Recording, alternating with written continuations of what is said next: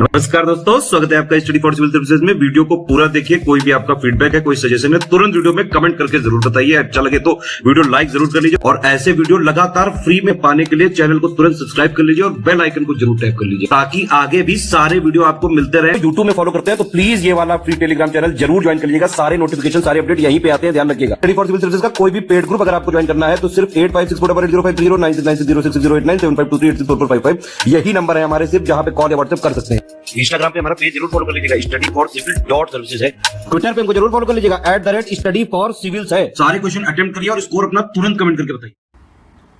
दोस्तों नमस्कार, study for civil services में आप सभी का स्वागत है। यूपीपीएससी पेड क्विज 2024 के लिए हम लगातार देख रहे हैं अभी से ही, और ये हम सीरीज़ कंटिन्यू करेंगे आपके एग्जामिनेशन तक। ठीक है, काफ़ी जो कह लीजिए मोस्ट एक्सपेक्टेड क्वेश्चंस हैं उसको यहाँ पे करवाया जाता है, जो सीधे सीधे या इनडायरेक्टली रूप से भी आपको आपके एग्जाम में देखने को मिलते हैं। उसी क्रम में ये काफ़ी इंपॉर्टेंट है। ठीक, तो इसको प्लीज़ फॉलो करिएगा, रिक्वेस्ट है आपसे। और हमारे यूपीपीएससी के जो है पेड ग्रुप्स भी स्टार्ट हैं। अगर एडमिशन लेना चाहते हैं आप तो डिस्क्रिप्शन बॉक्स में कॉन्टैक्ट डिटेल्स हैं, उस पर पूरी जानकारी ले सकते हैं कॉन्टैक्ट करके आप। ठीक, तो हम स्टार्ट करेंगे आज का वीडियो फर्स्ट क्वेश्चन के साथ। पूछा गया है आपसे कि चित्रकूट जलप्रपात को भारत का नियाग्रा जलप्रपात की संज्ञा दी जाती है, तो यह किस नदी पर स्थित है ये बताना है। वाटरफॉल्स का भी एक जो कह लीजिए टॉपिक है, यूपीपीएससी आयोग अक्सर उसको पूछता है। तो जैसे नायग्रा फॉल काफ़ी फेमस है, आप देखेंगे नायग्रा रिवर से संबंधित कनाडा बॉर्डर के रीजन में, वैसे ही इंडिया में चित्रकूट जलप्रपात जो है ना, चित्रकोट भी इसको कई बार कहा जाता है। तो ये इससे आपका जो है इसमें छत्तीसगढ़ स्टेट में है और इंद्रावती रिवर से एसोसिएटेड है। लगभग 90 फीट की जो कह लीजिए एलिवेशन ये इस फॉल्स का है ना। तो सी विकल्प को चुनेंगे। आधारभूत उद्योग के अंतर्गत निम्नलिखित में से कौन सा उद्योग शामिल नहीं है। तो हमारे इंडिया में आप देखेंगे जो कोर इंडस्ट्रीज़ हैं जिनके बेसिस पे ये index of industrial production release किया जाता है डेटा, उसमें 8 उद्योग शामिल हैं, जिसमें से कोल, फर्टिलाइज़र, सीमेंट, ठीक है, और इसके अलावा जैसे नेचुरल गैस, ऑयल, और क्या बच गया आपका जो है क्रूड ऑयल, ठीक, मतलब क्रूड ऑयल ही कह लीजिए, और इलेक्ट्रिसिटी और स्टील, और एक और कौन सा बच गया, ये रिफाइनरी प्रोडक्ट्स जो हैं। ठीक, इसमें ई कॉमर्स जो है हमारे इन 8 उद्योगों में नहीं है। नेक्स्ट है, भारत में माइक्रोसॉफ्ट के द्वारा लॉन्च किए गए प्रोजेक्ट एलोरा, इंग्लिश में देखिएगा, इसका जो संबंध है वो किस इसमें से विषय से है। तो यहाँ पे एलोरा जो इंग्लिश में लिखा है, इसका बेसिकली एक शॉर्ट फॉर्म है ये। इसको एक्सपैंड कर सकते हैं, इनेबलिंग लो रिसोर्स लैंग्वेजेस। ठीक, तो लैंग्वेज के प्रिजर्वेशन से संबंधित है ये। कुछ हमारी जो कह लीजिए ऐसी भाषाएं हैं जिनका बहुत ही ज़्यादा ऑनलाइन प्रेजेंस नहीं है आज के डिजिटल युग में। ठीक है, तो एक उसी के लिए डिजिटल इकोसिस्टम डेवलप करने का एक कॉन्सेप्ट है, और इसमें मुख्य रूप से जो ये फोकस लैंग्वेजेस हैं, जैसे ये गोंड ट्राइब वाली गोंडी लैंग्वेज है, ठीक, इसके अलावा ये मंदारी है और ईदू मिश्मी है ना, ये मुख्य रूप से इस पर टारगेट है। तो यहाँ बी विकल्प को चुनेंगे। विक्टोरिया झील किन अफ्रीकी देशों के मध्य स्थित है। अफ्रीकन कॉन्टिनेंट में देखेंगे तो तंजानिया और युगांडा, और थोड़ा सा बॉर्डरिंग इसका है केन्या का, है ना, इनके मध्य में है। तो विकल्प ए ही हमारा करेक्ट हो जाएगा। इसको एक बार मैप में प्लीज लोकेट कर लीजिएगा। हाल ही में प्रकाशित पुस्तक विक्ट्री सिटी किसने लिखी है। काफ़ी फेमस एक राइटर हैं सलमान रुश्दी, काफ़ी मतलब विवादास्पद भी इनकी कुछ पुस्तकें रही थी पहले। उसी क्रम में इन्होंने कभी रिसेंटली 2023 में इनकी बुक पब्लिश हुई है, विक्ट्री सिटी, इसको लिखा है, जिसमें कि एक 14th सेंचुरी की महिला की कहानी है जो मतलब एक पैट्रियार्कल सोसाइटी में उसको रूल करने का मौका मिलता है। तो हालांकि ये डिटेल बहुत है, यहाँ पे बुक और इसका राइटर का नाम ध्यान रखें। इसमें देखें कौन सी झील एक लगून नहीं है।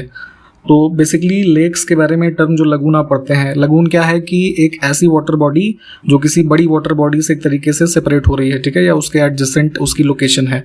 तो इंडिया में ऐसी कई सारी लेक्स हैं जो लगून हैं, ठीक, और इसमें अगर हम देखें तो अष्टमुडी, चिल्का, पुलिकट, है ना, इसके अलावा जैसे वेम्बनाड, ये सब हमारी लगून के एग्जांपल्स है। पेरियार इसमें नहीं होगा।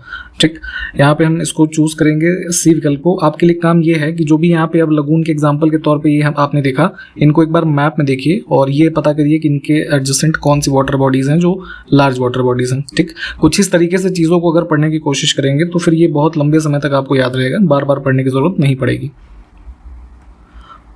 यहाँ पे कुछ नेशनल पार्क्स हैं और कौन सा उसका पेयर सुमेलित नहीं है उसके पर्टिकुलर राज्य से, तो ऑप्शन डी गलत हो जाएगा। सिमलीपाल नेशनल पार्क जो है ये मध्य प्रदेश में नहीं है, ओडिशा में है।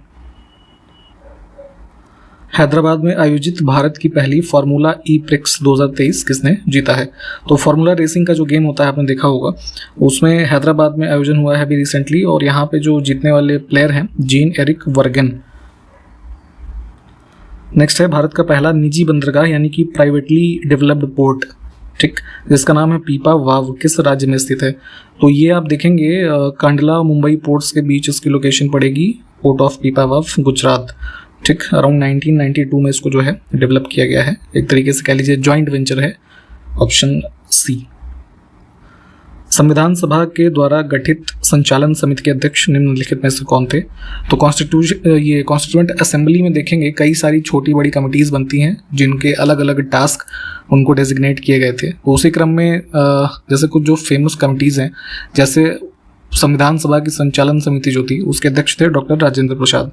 जवाहरलाल नेहरू जी की बात करें जैसे, तो ये आपका जैसे ये यूनियन कॉन्स्टिट्यूशन कमेटी थी या यूनियन पावर कमेटी कह लीजिए, इन सब के अध्यक्ष थे, ठीक। और जैसे भीमराव अम्बेडकर जी की बात करें तो ये ड्राफ्टिंग कमेटी के अध्यक्ष थे, है ना। तो इन प्रकार से इन नामों को ध्यान रखना है।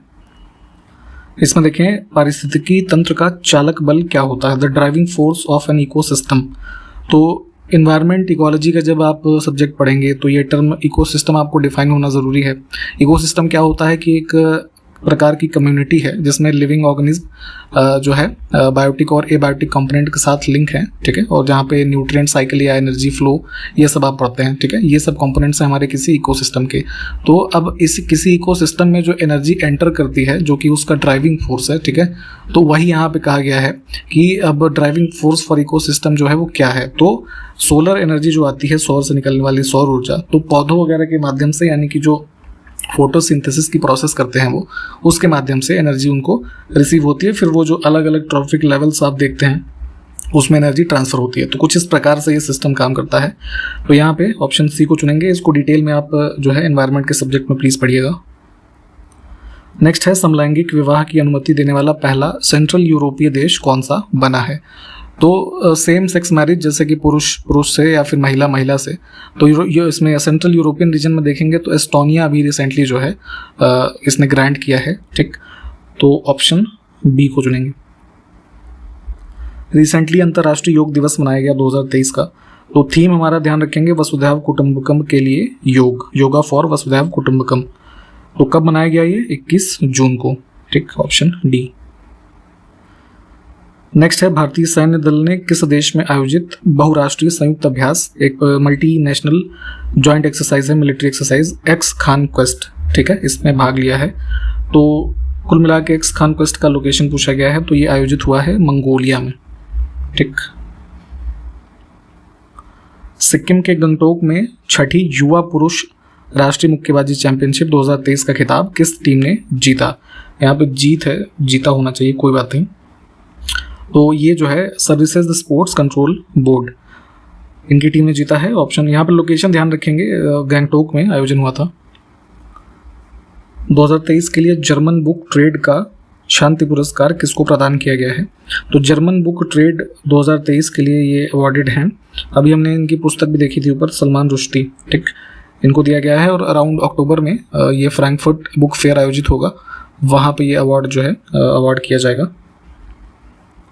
क्रॉपिंग सीजन्स आप 3 प्रकार के जानते हैं। जैसे अभी जुलाई का जो मंथ चल रहा है, इसमें जो हमारी क्रॉप्स लगेंगी वो खरीफ की फसल लगेंगी, रबी की फसल सर्दियों में लगती हैं, और जायद की फसल जो है ये मार्च वार्च के टाइम से लगती हैं, और अब इनके समाप्ति का टाइम पीरियड है। तो उसी क्रम में इनकी जो फसलें होती हैं ये पूछी जाती हैं। तो अब इसमें से कौन सी खरीफ की फसल नहीं है? तो सोयाबीन, ग्राउंडनट, अरहर ये सब खरीफ में आ जाएंगी। मस्टर्ड जो है ये सर्दियों के मौसम में लगती है। तो इंडिया के हिसाब से कौन सी क्रॉप हो गई है? रबी। कौन सा राज्य देश के पहले मोटो जीपी कार्यक्रम की मेज़बानी करेगा? तो बाइक रेसिंग का इवेंट होता है जैसे फार्मूला 1 कार के लिए होता है ना, तो ये आपका होगा उत्तर प्रदेश में। ये यहाँ पे जो बुद्धा इंटरनेशनल ये है सर्किट है ग्रेटर नोएडा में, वहाँ पे अराउंड सितंबर के आसपास, ठीक। हाल ही में प्रकाशित पुस्तक इंडियाज फाइनेंस मिनिस्टर्स किसने लिखी है? तो ये एक हमारे जर्नलिस्ट हैं A.K. भट्टाचार्य, इनकी पुस्तक है ऑप्शन डी। उत्तर प्रदेश के किस जिले का बेलहत्थी ग्राम, इसको राज्य का पहला ग्राम वन घोषित किया गया है? तो विलेज फॉरेस्ट डिक्लेयर किया गया था जो है यहाँ पे, ये गांव सोनभद्र जिला जो है पूर्वी उत्तर प्रदेश में, यहाँ का है। ठीक है, एक प्रकार का जीके का क्वेश्चन है, तो इसको ध्यान रख सकते हैं आप। भारतीय संसद के इतिहास में पहली बार अविश्वास प्रस्ताव कब रखा गया था? नो कॉन्फिडेंस मोशन पॉलिटी में आप पढ़ेंगे, जो सरकार होती है उसके अगेंस्ट में 50 लोगों के, जो उस हाउस के 50 मेंबर्स हैं, उनके सहमति वाला एक प्रस्ताव जो आएगा उसको अविश्वास प्रस्ताव कहते हैं, और उस पर फिर सरकार को अपने जो मेंबर्स हैं उसकी वोटिंग को कंफर्म करना होता है, अदरवाइज सरकार जो है गिर जाती है। तो सबसे पहले ये इंट्रोड्यूस हुआ था जो है इंडिया चाइना वॉर के बाद 1963 में, है ना। आचार्य कृपलानी जो थे उस समय ये इसको इन्होंने इंट्रोड्यूस किया था, तो ध्यान रखेंगे ऑप्शन ए। सर्वाधिक देशों वाला महाद्वीप कौन सा है? तो जितने भी 7 कॉन्टिनेंट्स आप पढ़ते हैं, सबसे ज़्यादा जो देशों की संख्या है वो अफ्रीकन कॉन्टिनेंट में है, लगभग 54। ऑप्शन ए को चुनेंगे। जरा आप हमको ये कमेंट करके बताएं कि एशिया में कितने देश हैं, जरा आप बताइए। तो अफ्रीका महाद्वीप की सर्वोच्च चोटी कौन सी है? तो जैसे विश्व में सबसे ऊंची चोटी माउंट एवरेस्ट आप देखते हैं, कहाँ है? नेपाल में। ठीक, उसी प्रकार से अफ्रीकन कॉन्टिनेंट की जो सबसे ऊंची है वो किलिमंजारो है, तंजानिया में, और इसकी एलिवेशन की अगर हम बात करें तो लगभग 5,800 प्लस मीटर्स का एलिवेशन है। ठीक, जनगणना 2011 के अनुसार सेंसस, देखिए भाई नया हो नहीं पा रहा है, 2021 में होना था लेकिन अब तक नहीं हुआ, पता नहीं क्या कारण है, कोविड भी खत्म हो गया है, बट स्टिल। तो एग्जाम के दृष्टिकोण से अगर हम देखें तो आपके लिए, हमारे लिए डेटा जो है 2011 का ही रिलेवेंट है अभी भी। तो उसके हिसाब से देखेंगे सर्वाधिक स्लम आबादी, यानी कि जो बस्ती होती है एक प्रकार से, है ना, झुग्गी झोपड़ी, उसकी सबसे ज़्यादा जनसंख्या जो है किस राज्य में थी? तो ये महाराष्ट्र में थी। जैसे एशिया का सबसे बड़ा जो ये बोलते हैं ना कि स्लम कौन सा है, तो धारावी, वो भी महाराष्ट्र में ही है, मुंबई में। कौन सा देश सार्क का सदस्य नहीं है? सार्क के बारे में शायद हमने पहले भी बात की थी, south Asian association for regional cooperation, 1885 में इस्टेब्लिश होता है। ठीक है, और इसकी अगर हम देशों की बात करें तो इसमें जो है आपका म्यांमार नहीं है। ठीक है, अफगानिस्तान, भूटान, मालदीव्स, श्रीलंका, इंडिया, पाकिस्तान, नेपाल, ठीक है, ये सब देश हैं। तवांग बौद्ध मठ भारत के किस राज्य में स्थित है? तो बुद्धिस्ट मोनेस्ट्रीज हैं, जो बुद्धिस्ट मॉन्क और इन सब के निवास स्थान या प्रे से संबंधित आज की डेट में आप जानते हैं। तो भारत का सबसे बड़ा ये बौद्ध मठ भी है, ये तवांग, जो कि अरुणाचल प्रदेश में है। Option B. इसमें देखें वर्ल्ड इकोनॉमिक फोरम के द्वारा जारी ग्लोबल जेंडर गैप रैंकिंग 2023 में 146 देशों में भारत जो है किस स्थान पर है? तो रिसेंटली जो है 17th एडिशन है ये, है ना, वर्ल्ड इकोनॉमिक फोरम के द्वारा ग्लोबल जेंडर गैप रिपोर्ट का। ठीक है, तो मुख्य रूप से पुरुष और महिला के दो जेंडर जो हैं उनके मध्य मतलब कई सारे आयामों पे इसमें अंतर के बारे में बताया जाता है।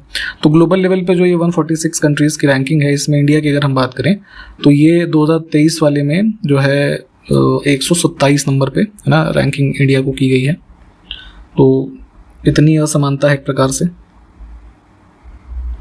नेक्स्ट है भोपाल गैस त्रासदी के समय किस गैस का रिसाव हुआ था? तो मध्य प्रदेश के भोपाल में एक फैक्ट्री थी, यूनियन कार्बाइड फैक्ट्री, एक यूएस बेस्ड सब्सिडरी की कंपनी कह लीजिए थी। तो दिसंबर 1984 में रात में जो है लगभग 45 टन्स, है ना, इसमें ये मिथाइल आइसोसाइनाइड जो है इसका रिसाव हुआ और बहुत सारे लोगों की जो है इसमें जाने गई। तो ये कई बार अक्सर पूछा गया है, ध्यान रखेंगे यहाँ पे ऑप्शन डी। हाल ही में भारत ने किस देश को INS कृपाण इसको उपहार में देने की घोषणा की है? तो एक इंडियन नेवी का, है ना, ये शिप है, इसको गिफ्ट किया गया है वियतनाम को। हाल ही में राष्ट्रपति द्रौपदी मुर्मू ने राष्ट्रपति भवन में वर्ष 2022 और 23 2 वर्षों का मिलाकर के है, इसके लिए कितने नर्सिंग पेशेवरों को राष्ट्रीय फ्लोरेंस नाइटिंगेल पुरस्कार प्रदान किए हैं? तो जो हमारे मेडिकल फैसिलिटीज़ में नर्सेज होती हैं उनको यहाँ पे 22-23 का मिलाकर के कुल 30 लोगों को ये अवार्ड दिया गया है। Option C. लेट्स मूव ये थीम है किसका? अंतर्राष्ट्रीय ओलंपिक दिवस 2023 का। तो ये किस दिन मनाया जाता है ओलंपिक डे, ये बताना है। तो ये जो है 23 जून को होता है। थीम ध्यान रखेंगे और ये भी ध्यान रखिए कि जो अगला ओलंपिक गेम्स होगा कहाँ पे, पेरिस में। लास्ट वाला कहाँ पे हुआ था, टोक्यो में, जापान में। भारत की तरफ से अभी एशियाई चैंपियनशिप में भवानी देवी ने जो है पदक जीता है और ये पहली भारतीय तलवारबाज बनी है ऐसा करने वाला। ठीक, तो ये पूछा गया है कि एशियाई चैंपियनशिप में इन्होंने कौन सा पदक जीता है, तो यहाँ पे इन्होंने जो है ब्रॉन्ज मेडल जीता था, ऑप्शन सी। नेक्स्ट है, हाल ही में अंतर्राष्ट्रीय ओलंपिक समिति ने ओलंपिक ऑर्डर से किसको सम्मानित किया है। तो WHO के हमारे जो डायरेक्टर हैं अभी, टेड्रोस घेब्रेयेसस नाम इनका डॉक्टर, इनको दिया गया है। 2020 का जो अभी हमने बताया कि टोक्यो गेम्स जो था वो मतलब 1 साल के लिए पोस्टपोन हुआ था, तो वो 2021 में कंडक्ट किया गया और उसको एक तरीके से कह लीजिए सक्सेसफुल बनाने के लिए इनके जो कुछ एफर्ट्स रहे डॉक्टर टेड्रोस के, उसको रिकॉग्नाइज करते हुए यहाँ पे इंटरनेशनल ओलंपिक कमेटी ने जो है उनको ये जो है अवार्ड दिया है, ओलंपिक ऑर्डर। 23 से 25 जून 2023 को पहले ओलंपिक ई स्पोर्ट्स सप्ताह की मेज़बानी किस देश ने की है। तो यहाँ पे ये इवेंट है ई स्पोर्ट्स वीक। इसमें बेसिकली क्या है कि जो जैसे कोई हमारे प्लेयर हैं, फिजिकल प्लेयर, ठीक, तो वो अपनी मेंटल एबिलिटीज़ और फिजिकल एबिलिटीज़ को कह लीजिए यूज़ करके कुछ सर्टेन वीडियो गेम्स जो हैं उसको एक कह लीजिए वर्चुअल माध्यम में उसके साथ कॉम्पीट करेंगे। तो उसी के रेफरेंस में यहाँ पे ये esports week, first Olympic esports week जो है आयोजित किया गया है 23 से 25 जून के मध्य सिंगापुर में। इंपॉर्टेंट रहेगा, ध्यान रखिएगा। हाल ही में ओमिक्रॉन वेरिएंट के लिए भारत की पहली स्वदेशी mRNA वैक्सीन, जिसका नाम यहाँ पे लिखा है GEMC-OVAC-OM, इसको लॉन्च किया गया है और इसको बनाने वाली कंपनी का नाम बताना है। तो यहाँ पे जेनोवा जो है बी विकल्प में इन्होंने डेवलप किया है और बेसिकली कोविड-19 का जो ओमिक्रॉन वेरिएंट था काफ़ी घातक था ये, तो उससे संबंधित ये एक प्रकार की बूस्टर डोज है। जैसे आपने कोविड की वैक्सीन लगवाई रही होगी ना, तो उसी प्रकार से यहाँ पे इसको डेवलप किया गया है। नेक्स्ट है, विश्व के सबसे बड़े रामायण मंदिर का निर्माण किस राज्य में शुरू किया गया है। तो ये जो है यहाँ बनाया जा रहा है आपका बिहार के ईस्ट चंपारण डिस्ट्रिक्ट में। इंपॉर्टेंट रहेगा ये भी, इसको जो थोड़ा सर्च करके और डिटेल में पढ़ लीजिएगा। 24 जून 2023 को जम्मू कश्मीर के श्रीनगर में बलिदान स्तंभ का उद्घाटन किसने किया है। तो ये आपका जो है श्रीनगर स्मार्ट सिटी प्रोजेक्ट के अंतर्गत ये बलिदान स्तंभ का निर्माण हुआ है, जो हमारे देश के शहीद जो ऑफिसर्स हैं, सिपाही हैं, उनको ट्रिब्यूट एक प्रकार का है और लाल चौक के निकट इसको जो है बनाया गया है। तो उद्घाटन किया था इसको जो है अमित शाह जी ने। इसमें से फॉसिल फ्यूल कौन सा नहीं है, जीवाश्म ईंधन, तो इसमें तो यूरेनियम ऐड हो जाएगा ना। निम्नलिखित में से कौन सा ब्रिक्स देशों में से नहीं है। तो 5 देशों का एक समूह है ब्रिक्स, जिसमें ब्राज़ील, रशिया, इंडिया, चाइना और साउथ अफ्रीका। ठीक, तो कनाडा यहाँ पे ऐड हो गया, इसको चुन लीजिए। देखिए 4 देशों के समूह के साथ ये ब्राज़ील, रशिया, इंडिया और चाइना, इनके साथ 2001 में इस ग्रुप को शुरू किया गया। लेटर ऑन 2010 में जो है साउथ अफ्रीका को भी इसमें ऐड किया गया है। और ब्रिक्स के जो इतने भी देश हैं उसको देखेंगे तो 40% ऑफ वर्ल्ड पॉपुलेशन जो है और लगभग 30% ऑफ वर्ल्ड GDP है ना, इन देशों के पास है। मानव शरीर में सबसे बड़ी ग्रंथि कौन सी है। तो ग्लैंड की बात करें तो ह्यूमन बॉडी में सबसे लार्जेस्ट है आपका ये लिवर। ठीक, सबसे लार्जेस्ट लिवर है, फिर सेकंड पे पैनक्रियास होता है। ठीक है, ये सब चीज़ें भी पूछी जाती हैं, थोड़ा ध्यान रखिएगा। महात्मा गांधी राष्ट्रीय ग्रामीण रोजगार गारंटी अधिनियम कब पारित हुआ था। मनरेगा की बात हो रही है। तो 100 दिनों के निश्चित रोजगार वाला एक प्रावधान करने का ये जो कानून था, इसको बनाया गया था 2005 में। ठीक है, ऑप्शन बी। निम्नलिखित में से किस देश की भारत के साथ सबसे लंबी स्थलीय सीमा है। तो लैंड बाउंड्री देखेंगे तो इसका एक शॉर्ट ट्रिक है, जो शुरू के 4 देश हैं जिनमें सबसे बड़ी से छोटी का क्रम है। तो ये है 55। ठीक है, बांग्लादेश, चाइना, फिर पाकिस्तान, नेपाल ऐसे है। तो बांग्लादेश के साथ लगभग 4000 से ज़्यादा किलोमीटर की बाउंड्री हमारी है। तो सबसे जो लंबी स्थलीय सीमा है इसको चुनेंगे। नेक्स्ट है, तवा किस नदी की सहायक नदी है। ट्रिब्यूटरीज अक्सर पूछी जाती हैं, तो जो कम से कम हमारी बड़ी नदियां हैं, है ना, और मुख्य नदियां जो भी हम पढ़ते हैं, गंगा, नर्मदा, गोदावरी, कृष्णा, ये सब, तो इनकी सहायक नदियां कम से कम पढ़ लीजिएगा। उसी में से तवा जो है ये आपका नर्मदा की सहायक है, ऑप्शन बी। इसमें कौन सा पेयर जो है सुमेलित नहीं है। तो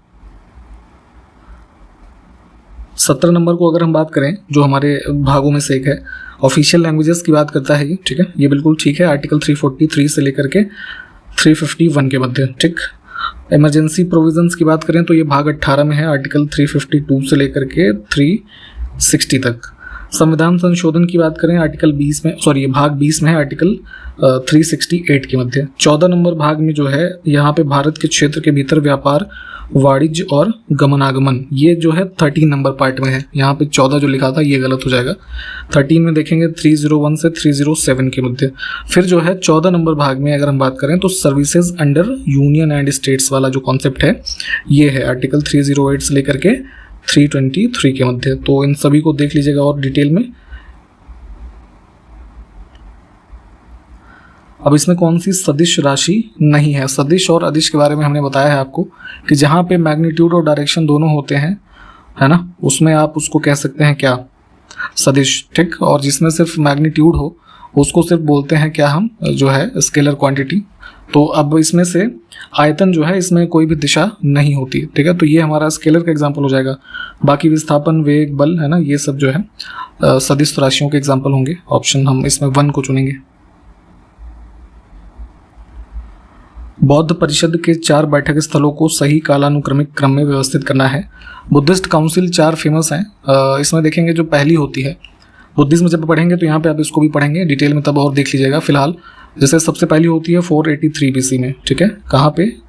आपका जो है राजगृह, 2 नंबर, इसको सबसे पहले ले लेंगे।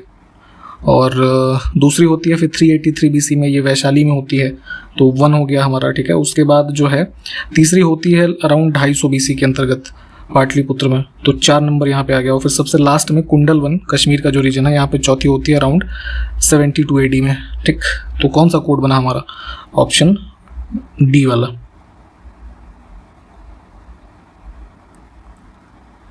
फसल चक्र क्यों आवश्यक है? क्रॉप रोटेशन, एक ही प्रकार की अगर कृषि आप एक पीस ऑफ लैंड में लगातार करते रहेंगे तो उसकी उर्वरता जो है, फर्टिलिटी कम हो जाती है। तो डाइवर्स प्रकार की हम फसलें लगाते हैं, जैसे इंडिया में ही देखिए तो जैसे रबी, खरीफ और जायद 3 प्रकार की क्रॉपिंग पैटर्न्स हैं, तो उससे फर्टिलिटी हमारी जो है उस सॉइल की मेंटेन रहती है। तो इस वजह से फसल चक्र आवश्यक है। अंतिम प्रश्न देखिए आज के वीडियो का, निम्नलिखित में से कौन सा रैंप घाटी का उदाहरण है? ज्योग्राफी में आप यहाँ पे टाइप ऑफ वैलीज पढ़ेंगे, उसी में से एक प्रकार की रैंप वैली होती है। इस प्रश्न का उत्तर आप हमको कमेंट करके बताइए। अगले वीडियो में आपके इस उत्तर का हमें इंतज़ार रहेगा, ठीक है। तब तक इसको कमेंट करके बताइए। और जो भी प्रश्न मैप वाले हमने देखे हैं या जिन प्रश्नों के बारे में डिटेल में बताया गया है पढ़ने के लिए, प्लीज़ उसको पढ़ लीजिएगा। हम कंटिन्यू करेंगे अगले वीडियो में। तब तक के लिए नमस्कार, जय हिंद।